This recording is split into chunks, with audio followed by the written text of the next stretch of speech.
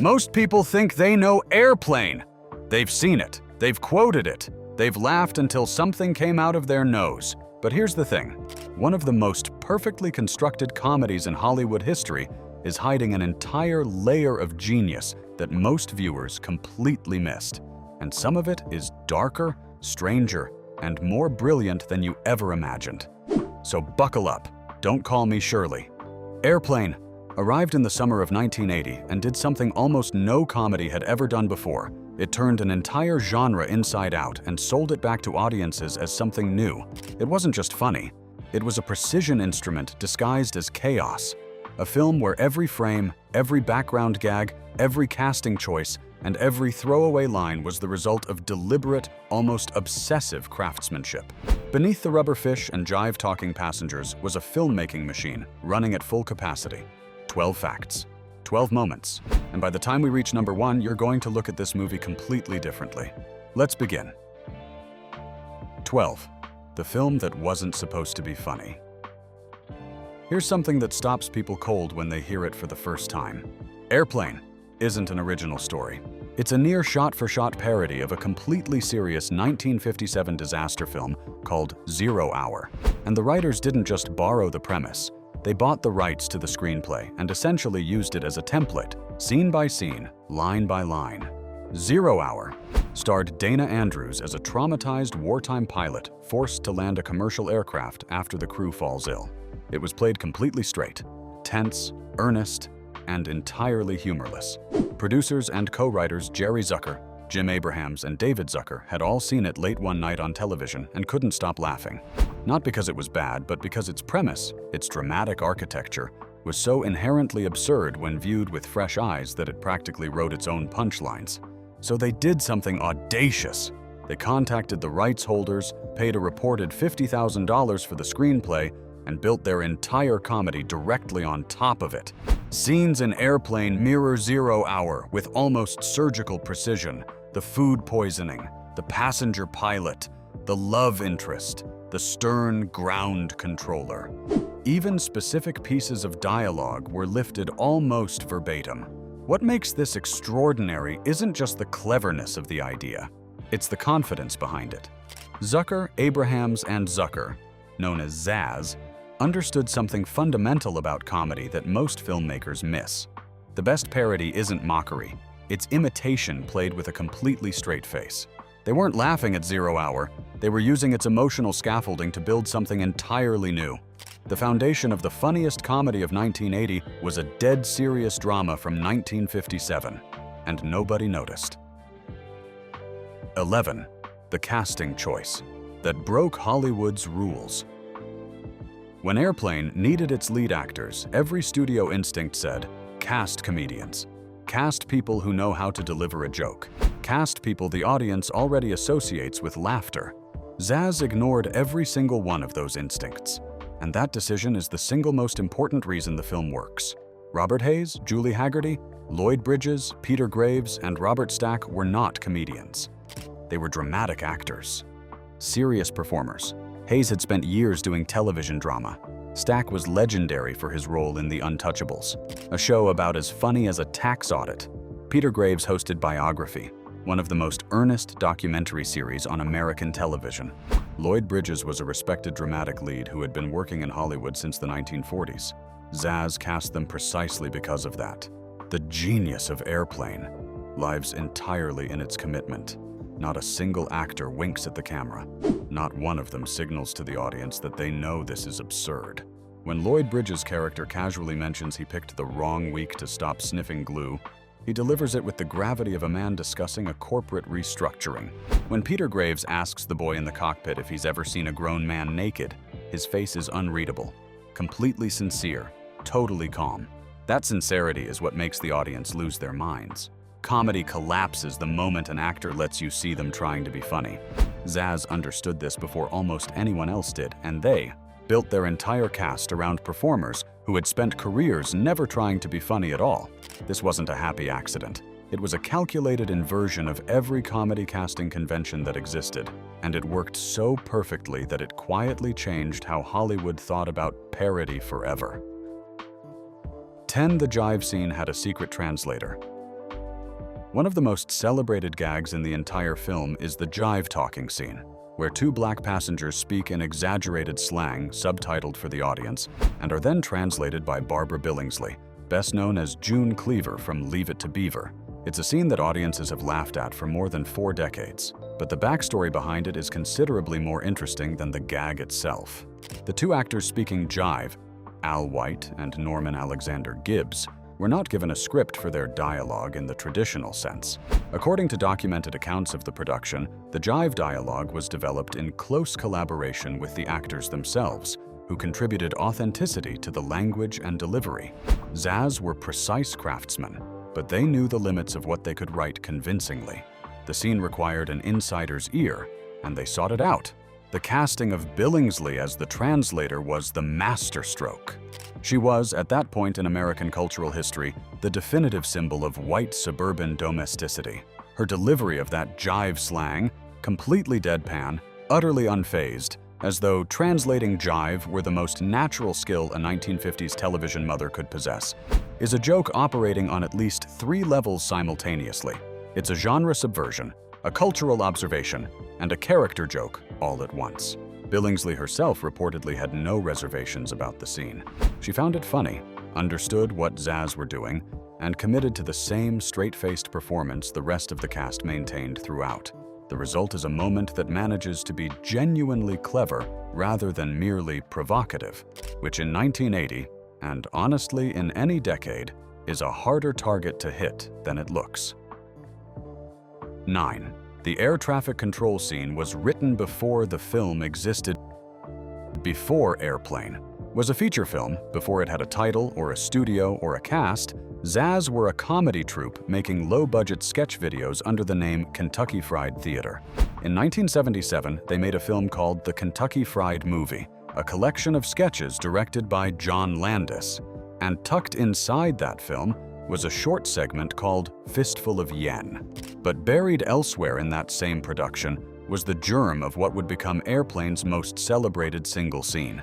The air traffic control room, with its panicked controllers, its absurdist authority figures, and its cascading crisis energy, was a concept Zaz had been developing and refining for years before it appeared in a feature. The dynamic of competent-sounding people saying increasingly ridiculous things in a high-stakes environment was essentially the thesis statement of everything Zaz believed about comedy. They had practiced it in sketch format, tested what worked on audiences, and then transferred the most refined version of those instincts directly into Airplane. Lloyd Bridges' character, Steve McCroskey, was built around this. His escalating personal failures, the wrong week to stop smoking, the wrong week to stop drinking, the wrong week to stop amphetamines, function as a background story running parallel to the main crisis, each revelation timed to coincide with a new complication in the cockpit. It's structured comedy architecture. It's not spontaneous. It was built, piece by piece, over years of live and filmed performance. The confidence you feel watching the air traffic control scenes isn't the confidence of people making it up as they go. It's the confidence of craftsmen who have been building toward this exact moment for nearly a decade. 8. Every background gag was storyboarded. Here's where the myth of Airplane, as wild, anarchic comedy starts to fall apart under scrutiny. The film feels chaotic. It feels like a comedy where anything can happen at any moment. But the production reality is the exact opposite. Zaz were among the most systematically organized comedy directors of their era, and every background gag in Airplane was precisely placed. When characters walk through an airport terminal and you see a man in a religious robe being punched, or a vendor selling newspapers with outrageous headlines, or a man on fire casually passing through frame, none of those moments were improvised. They were planned, choreographed, and positioned so that the camera movement in the foreground would allow the background element to register at exactly the right moment without calling attention to itself. Zaz operated on a specific theory. A joke hidden in the background is funnier than a joke in the foreground because the audience feels like they discovered it. The moment of recognition is slightly delayed, which means the laughter arrives after the film has already moved on. This creates a secondary wave of comedy that exists on a completely different timing than the primary dialogue. The film is essentially running 2 comedies simultaneously, one you're watching and one happening just outside your focus. Some viewers, upon repeated viewings, have cataloged dozens of background gags they missed entirely on first watch. That's not an accident. That's a design philosophy. Zaz weren't making a movie you'd see once and understand fully. They were building something that revealed itself over time. And in 1980, before home video was dominant, that kind of rewatchability was a genuinely unusual ambition for a comedy film. 7. The drinking problem that wasn't originally in the script. One of the film's most quoted running gags involves Joey, the young boy allowed into the cockpit, and the increasingly inappropriate questions Captain Over asks him. The questions escalate in a pattern so precise, so deliberately calibrated to push just past the line each time, that many people assume it was written in a single burst of inspiration. The reality is considerably more deliberate. The gag exists in layered form across the film, and it's worth understanding what Zaz were actually deconstructing. Peter Graves's character is using the register of warm, paternal authority. He sounds, at every moment, exactly like the responsible adult figure a child should trust. The questions themselves subvert that completely. What Zaz were targeting was a specific cultural performance, the idea of authority as automatically trustworthy, the figure of institutional respectability as inherently safe. The gap between how Captain Over sounds and what he actually says is where the joke lives. This connects to something larger about Airplane's comedic worldview. The film is, at its core, about institutions failing. The airline industry fails. The medical profession fails. Air traffic control barely holds together. Authority figures are either incompetent, personally compromised, or quietly disturbing. And yet everyone maintains the decorum of competence. Nobody panics in the way that the situation demands, because the performance of calm professionalism is itself the joke. The cockpit scenes with Joey aren't just shocking for shock's sake. They're the most concentrated expression of the film's central argument, that the people we trust to know what they're doing very often don't, and the gap between appearance and reality is where most of modern life actually happens. That's a lot of philosophy to pack into a man asking a child if he likes movies about gladiators. But that's what makes Airplane more than just a comedy. 6. The film almost had a completely different ending. This point in the video, if you've been watching and learning something genuinely new, take a second and hit that subscribe button. This channel exists to tell stories like this one, the hidden machinery behind the things you thought you already knew. It costs you nothing, and there's a lot more where this came from. Now, the ending of Airplane. With Ted Stryker successfully landing the plane, the passengers surviving, and the film capping its chaos with a moment of genuine triumph before immediately undercutting it with a final absurdist button, feels inevitable in retrospect. But it wasn't the only version Zaz considered. According to various accounts of the development process, Zaz debated the emotional register of the film's conclusion at length. The challenge was threading a needle that very few comedies attempt, giving the audience a genuine catharsis, a real landing, a real survival, a moment of actual relief, while simultaneously maintaining the comedic contract they'd established for 90 minutes.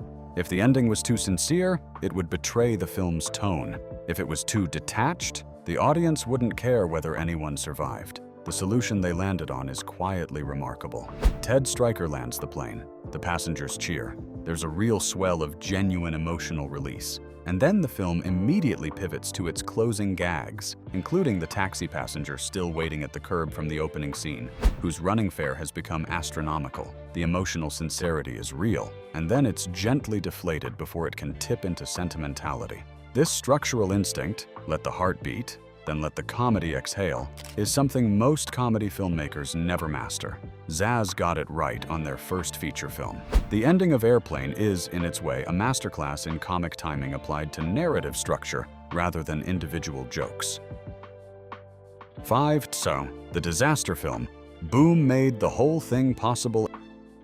Airplane didn't appear in a vacuum. Its existence depended entirely on a very specific cultural moment, and that moment was already ending by the time the film was released. The late 1970s had been the golden age of the Hollywood disaster film. Airport in 1970, The Poseidon Adventure in 1972, Earthquake and the Towering Inferno in 1974, Airport 1975, Airport 77, The Concorde, Airport 79. By the time the decade closed, American audiences had spent 10 years watching all-star casts navigate increasingly implausible catastrophes aboard various modes of transportation. The genre had not only oversaturated the market, it had, without meaning to, trained audiences in its own conventions so thoroughly that those conventions were now instantly recognizable. The earnest captain, the panicking passenger, the romantic subplot, the child in jeopardy, the medical emergency, the ground team desperately coordinating. Audiences knew every beat before it arrived. They'd been watching these films for a decade. Zaz understood that this familiarity was a resource. A comedy parody only works if the audience already knows the material being parodied. They weren't introducing audiences to disaster film conventions. They were reflecting those conventions back at an audience that had absorbed them completely and exploiting the gap between expectation and delivery. Every time Airplane set up a disaster film cliché, the audience recognized it instantly and was already primed for the subversion. The disaster film boom didn't just create a target for Airplane to aim at. It created the entire shared cultural language that the film speaks. Without 10 years of airport sequels, there is no Airplane. And by extension, there is no Naked Gun, no Hot Shots, no modern parody genre as we understand it. The golden age of the Hollywood disaster film accidentally made its own eulogy possible. 4. The two scenes that were cut before release.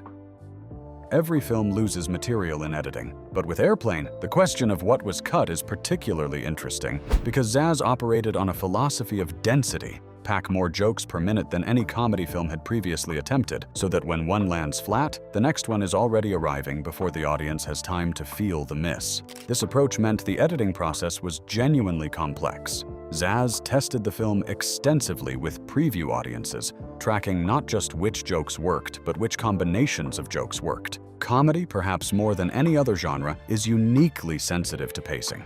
A gag that gets a strong laugh in isolation can kill the momentum of the scene around it if it arrives at the wrong moment or runs a beat too long. Several sequences were reportedly trimmed significantly because they slowed the film's rhythm rather than because the material itself was weak. The film's internal logic demanded a specific velocity, and anything that interrupted that velocity, however funny in isolation, was a liability to the whole.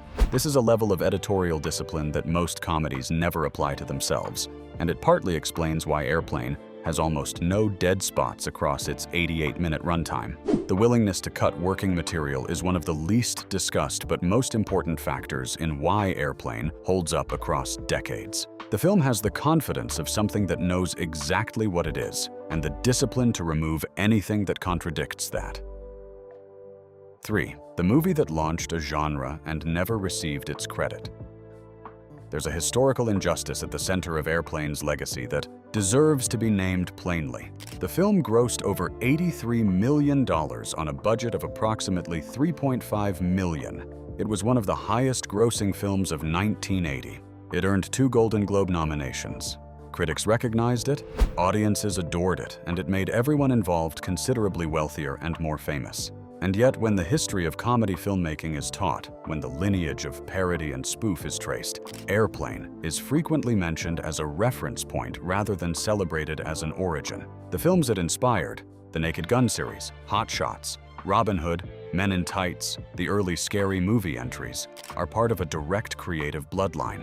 Zaz either made those films themselves or directly influenced the people who did. Beyond parody specifically, the film's influence on comedy's relationship with sincerity is profound.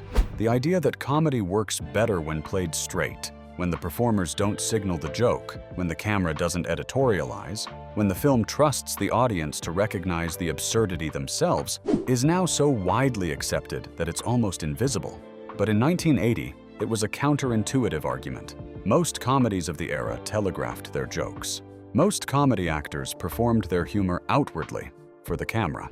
Airplane was doing something genuinely different. Every comedy that has committed to playing it straight since 1980 owes a debt to Zaz. Most of them don't know it. Many of the people watching those comedies don't know it. The influence is so thoroughly absorbed into the culture that the source has become invisible. That's not a tragedy.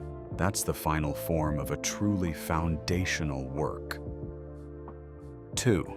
the three directors who never directed again. Together, Jerry Zucker, Jim Abrahams, and David Zucker made Airplane together as a unit, writing, directing, producing as a single creative entity. Their collaboration had been forged across years of live comedy performance and the Kentucky Fried Theater work. They thought as one organism. They argued, refined, and arrived at decisions through a process that was genuinely collective. After Airplane and the subsequent Top Secret. In 1984, the partnership began to fracture. Not dramatically, not with any single catastrophic falling out, but with the gradual reality that three highly creative people rarely want the same things indefinitely. They made the first Naked Gun film together in 1988, and that was, in practical terms, the last major project they produced as a genuine triumvirate. What happened afterward is instructive. Jerry Zucker went on to direct Ghost in 1990, one of the highest-grossing films of that year, an earnest romantic drama with no comedy whatsoever. Jim Abrahams continued in comedy and produced further parody work. David Zucker carried the Naked Gun franchise forward and continued in genre parody. Three people who had shared a single creative identity found, when separated, that they were genuinely different filmmakers. This is worth reflecting on. Airplane is not just a great film. It's a film that may only have been possible at a precise intersection of three specific creative minds at a specific moment in their development. Remove any one of them, change the timing. Separate them a few years earlier or later, and whatever film emerges is different in ways that might matter enormously. Great creative work is usually presented as the product of individual genius. Airplane is a rare, fully documented example of something that couldn't have existed without collaboration, and that fact makes it, in some ways, more remarkable rather than less. 1. The line that was never supposed to be the most famous thing in the film. And here we arrive at the moment that has outlasted everything else. The single line of dialogue from Airplane that has transcended the film itself, been repeated in every conceivable context for more than 40 years, entered the permanent vocabulary of the English-speaking world, and shows absolutely no signs of fading. Don't call me Shirley. It is, on paper, a supremely simple joke. Ted Stryker says he needs to land the plane. Surely you can't be serious. And Dr. Rumack responds, I am serious. And don't call me Shirley. The joke is a pun. It's a misunderstanding of language turned into a non sequitur. It's the kind of joke a child might think of, executed with the solemnity of a Shakespearean actor delivering a death speech. What made it permanent wasn't the joke itself. It was Leslie Nielsen. Nielsen came to Airplane as a dramatic actor of long standing. Over 20 years of television and film work in serious roles. He had never in any significant way indicated that he was funny. Zaz cast him because of that, because he had the face and voice and bearing of authority, and because authority played against absurdity was exactly what they needed. When Nielsen delivers, "Don't call me Shirley," he doesn't crack. He doesn't flinch. He doesn't allow the smallest flicker of self-awareness to pass across his face. He says it as though it is the most reasonable correction a person could offer in the circumstances. And that absolute commitment is what elevates the joke from a pun to a cultural artifact. But here's what most people don't know. Nielsen himself, in various documented interviews, has spoken about the moment with a kind of retrospective wonder. He did not think on the day of filming that the line would be remembered. He was simply doing his job, performing the scene as written, delivering the dialogue with the same straight-faced sincerity the whole film demanded. The cultural weight that line eventually carried was invisible to him in the moment. This is one of the most important things Airplane teaches us about how great work actually gets made. It doesn't arrive with a trumpet fanfare announcing its own significance. It arrives as a Tuesday, as a line in a scene on a soundstage, as a professional doing precisely what's required and nothing more. The meaning that audiences attach to a piece of art is never fully available to the people making it. You can build the architecture, you can optimize the delivery, you cannot know which specific brick will be the one that holds everything else up. Nielsen went on to make the Naked Gun films, leaning entirely into the comedic persona that Airplane had unexpectedly revealed. He was in his 50s when that persona emerged. He had spent more of his life as a serious dramatic actor than as a comedian when Airplane arrived, and yet the film reframed his entire legacy. He became, in the popular imagination, primarily funny. primarily the man who says, "Don't call me Shirley," despite having done serious work for decades. That reframing is a kind of gift. Not everyone gets to have a second act defined by something so purely joyful. Not everyone gets to discover at 54 that they have been funny this whole time and simply hadn't been asked. Airplane is 45 years old. It was made on a shoestring budget by 3 people who had never directed a major studio feature, cast with dramatic actors nobody expected to be funny, built on the skeleton of a 1957 drama that most people had completely forgotten. It should have been a curiosity at best, and a disaster at worst. Instead, it became one of the most precisely engineered comedies ever made. A film that operates on 3 simultaneous comedic levels, that hid jokes in the background, that treated its audience as intelligent enough to find the absurdity themselves, that never once winked at the camera, and that launched a genre, redefined a performer's legacy, and produced a single line of dialogue that has lived longer than most films ever will. The question that Airplane leaves you with isn't really about the movie at all. It's about the nature of craft, about what becomes possible when you trust your instincts completely, when you commit without reservation, when you're willing to look completely serious while doing something completely ridiculous. The film didn't change the world. It didn't need to.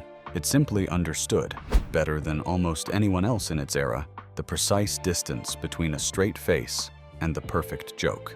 And it never blinked. What's your favorite hidden detail in Airplane? One that made you rewatch the whole scene? Drop it in the comments below. I read every single one. Every single